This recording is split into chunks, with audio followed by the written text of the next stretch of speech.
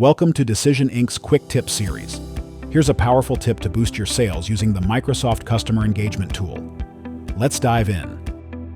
I'm Terence Geddes from Decision Inc. and welcome to today's quick tip in our Mastering the Microsoft Suite series. Today we want to introduce you to the Focus View in Dynamics 365 for Sales.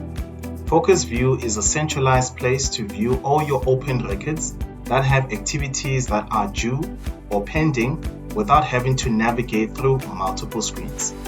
To get started, select Opportunities and navigate to Show As and select Focused View.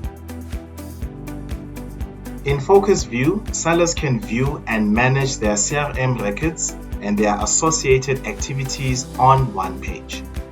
It also allows for sellers to better organize and prioritize their tasks.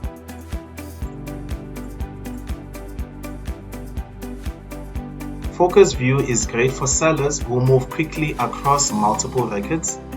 It also allows for users to create activities associated to records such as your appointments, your emails in a single workspace.